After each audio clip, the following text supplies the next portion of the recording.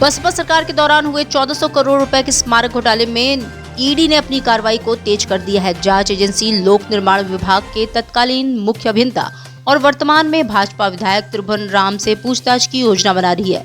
त्रिभुवन राम वाराणसी की अजगरा विधानसभा सीट से विधायक है और उनसे 3 साल पहले भी पूछताछ की गई थी। बड़ागांव के पूरबपुर बीरपट्टी गांव में ट्रेन की रफ्तार धीमी होने पर उतरने के दौरान मां बेटी हादसे का शिकार हुई थी। दोनों की जान चली गई थी। वहीं बाप बेटे गंभीर रूप से जख्मी होकर बीएचयू ट्रॉमा सेंटर में भर्ती हैं। चोलापुर थाना क्षेत्र के बारी नैया गांव के रहने वाले टीटू बनवासी, उनकी पत्नी पूजा, बेटे शुभम और 6 माह की बेटी शिवानी के साथ रोजाना भिक्षाटन के लिए घर से निकलते थे। रविवार की शाम को पूरबपुर बीरपट्टी गांव में रेलवे ट्रैक पर पूजा और शिवानी के छत विछत शव मिले, जबकि टीटू और शुभम घायल अवस्था में ट्रैक के किनारे पड़े थे।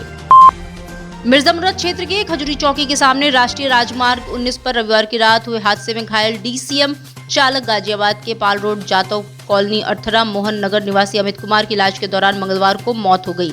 डीसीएम सड़क किनारे खड़े ट्रक से टकरा गई थी। इससे डीसीएम चालक गंभीर रूप से घायल हो गया था। मृतक के भाई सुनील कुमार की तहरीर पर पुलिस अज्ञात ट्रक चालक के खिलाफ मुकदमा दर्ज किया है। मड़ोअरदी क्षेत्र के लहरतारा में किशोरी से चेन और पर्स छीनने की घटना सामने आई है। विपिन कुमार सिंह अपनी 16 वर्षीय पुत्री गुड़िया और पुत्र के साथ बाइक से जा रहे थे जब ये घटना हुई। विपिन के अनुसार उनकी बाइक लहरतारा स्थित एक एटीएम के पास पहुंची थी, तभी एक बाइक सवार युवक उनकी पुत्री की चेन और पर्स छीनकर भाग निकला। छीना झपटी के दौरान विपिन बाइक से गिर पड़े, जिससे उनकी पुत्री के पैर में चोट लग गई।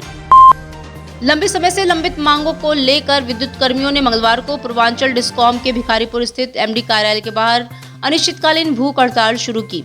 हड़ताल की खबर से डिस्कॉम प्रबंधन में हलचल मच गई और उन्होंने तुरंत विद्युत कर्मियों से बातचीत के लिए प्रतिनिधिमंडल को बुलाया। करीब 2 घंटे चली वार्ता के बाद एमडी शंभू कुमार ने सभी मांगों को पूरा करने का आश्वासन दिया, जिसके बाद हड़ताल समाप्त कर दी गई। आज से 1 महीना पहले दे दी गई थी, जिसके तारतम्य में 18 तारीख को यहाँ पूरे पूर्वांचल के कर्मचारियों द्वारा एक सत्याग्रह किया गया, जिस पर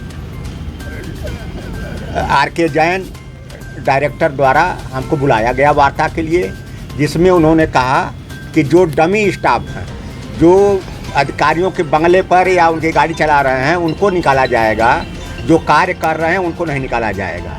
लेकिन उसके बावजूद जब उन्होंने मिनट्स जारी किया, उसमें अपने वार्ता के ठीक उल्टा जारी किया, जिससे कर्मचारियों में काफ़ी रोष है। जिसके तहत आज दूसरा चरण है, जिसमें हमारे विद्युत मजदूर संविदा संगठन के प्रदेश के प्रभारी पुनीत राय जी आवरण अनशन बैठे हुए हैं। यदि हमारी मांगे वार्ता के द्वारा तत्काल नहीं मानी जाती है, जो निकाले गए हैं उनको वापस नहीं लिया जाता है, और ये जो तुगलकी आदेश आर.के. जैन द्वारा किया गया है कार्य प्रबंधन द्वारा, उसकी मैं भर्त्सना करता हूं। जब तक वापस नहीं लेंगे इस आंदोलन को हम इसके बाद पूरे पूर्वांचल में फैलाएंगे, और यह मामला ऊर्जा मंत्री के भी संज्ञान में है, माननीय हमारे चेयरमैन यूपीपीसीएल के भी नॉलेज में है। अगर ये लोग हस्तक्षेप करके हमारी मांगों को पूरा नहीं करते हैं तो हम इसको पूर्वांचल के बाद पूरे प्रदेश में फैलाएंगे। जय मजदूर संगठन आपके साथ हमारा 2 संगठन इसे विद्युत मजदूर संगठन, विद्युत संविदा मजदूर संगठन, और जिसमें एक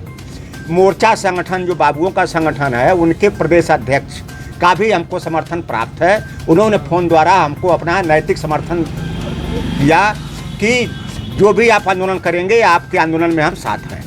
लड़ाई कब तक जारी रहेगी? ये लड़ाई हमारी अनिश्चितकालीन है। जब तक हमारी मांगें पूरी नहीं की जाती है, तब तक हमारी लड़ाई जारी रहेगी।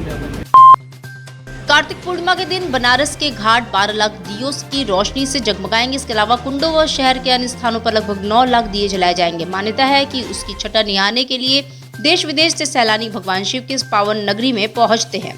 पर्यटन विभाग का अनुमान है कि इस बार लगभग 10 लाख सैलानी देव दीपावली देखने के लिए काशी आ सकते हैं। गंगा किनारे के होटल, नाव, बजड़े फुल हो चुके हैं। काशी हिंदू विश्वविद्यालय परिसर में एक युवक ने स्वेच्छा से सनातन धर्म को अपनाकर धर्म परिवर्तन किया है। धर्म परिवर्तन के बाद बीएचयू के छात्र बेहद खुश हैं और इसे अपनी घर वापसी करार दे रहे हैं। ये कदम उन्होंने 10 वर्षों से मन में चल रहे विचार के बाद उठाया। धर्म परिवर्तन समारोह में काशी हिंदू विश्वविद्यालय के कई छात्र, वैदिक ब्राह्मण और पुरोहित मौजूद रहे।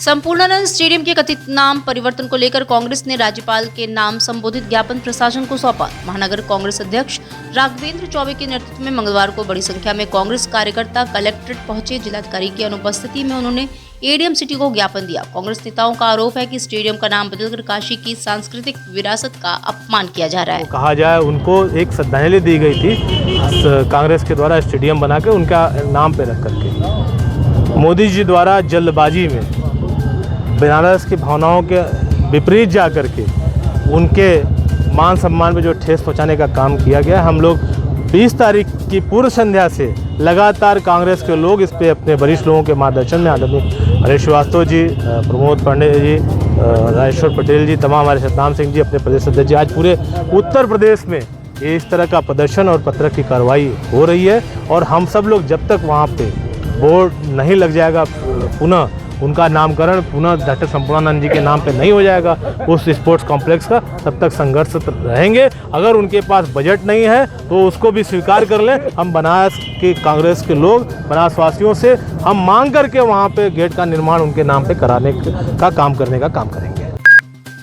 ज्ञानवापी परिसर में स्थित कथित वजूखाना के एएसआई सर्वे से जुड़ी याचिका पर इलाहाबाद हाई कोर्ट में मंगलवार को सुनवाई हुई। इस दौरान वादी राकेश सिंह की ओर से 2023 की एएसआई रिपोर्ट कोर्ट में पेश की गई। मामले की अगली सुनवाई 8 नवंबर को निर्धारित की गई। इससे पहले 1 अक्टूबर को हुई पिछली सुनवाई में हिंदू पक्ष की ओर से लक्ष्मी देवी ने हलफनामा दाखिल किया था, जिसमें साइंटिफिक सर्वे की मांग की गई थी।